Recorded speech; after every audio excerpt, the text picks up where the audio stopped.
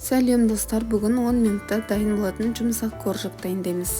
Айранымызға біраз қасық сода салып араластырып, үстінен сұйық май, қантымызды салып араластырамыз. Қантымыз ерігенше араластыру керек. Ұнымызды 2 бөлікке бөлеміз. Ұн салып, үстінен разрыхлитель саламыз, жақсылап араластырамыз. Қалған ұнымызды салып қамыр илейміз, жақсылап араластырып.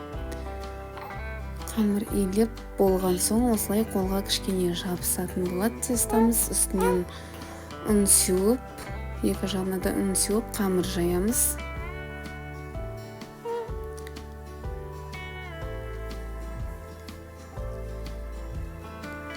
Тестамызды өте қатты жұқа қылып жаймаймыз. Қатты жұқа болса, тестамыз қытырлық болып қалады. Осындай кішкене жуандау болу керек. Тестамыздың үстінен айранмен осылай жағып шығамыз. Духовкада 200 градуста 10-15 минут пісіріп аламыз.